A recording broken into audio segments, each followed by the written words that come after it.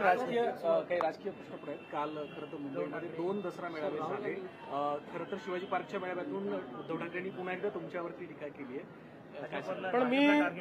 पण मी उद्धव ठाकरे यांचे आभार मानेन की उद्धव ठाकरेजींनी माझे 1000 रुपये वाचवले.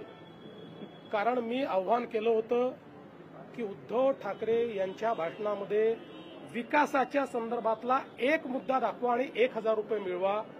काल मी तर काही त्यांचं भाषण ऐकलं नाही, पण मी फक्त भाषण संपल्याबरोबर जे भाषण ऐकणारे आहेत त्यांना विचारलं, 2-3 पत्रकारांना विचारलं, बाबा मला 1000 रुपयाचं त्या ठिकाणी आता फटका आहे का?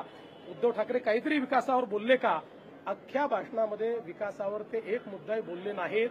ते बोलूच शकत नाहीत. त्यामुळे ते अधवा तद्वा बोलतात. खरं म्हणजे त्यांचं बोलणं स्वगत असतं, कारण पुढे माणसंही नव्हती. यावेळेस तर अशी परिस्थिती होती की पुढे माणसंही नव्हती, त्यामुळे त्यांचं स्वगत होतं.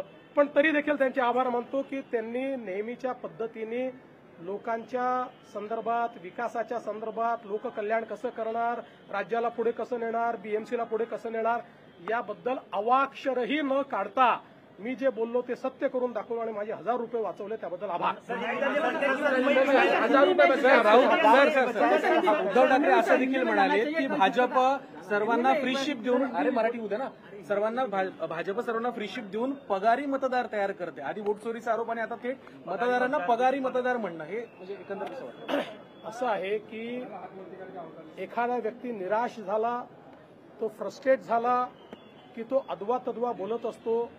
जे सुज्ञ लोक असतात त्यांनी त्याच्याकडे फार लक्ष द्यायचं नसतं, त्याची मानसिकता समजून घ्यायची असते आणि त्याला सोडून द्यायचं.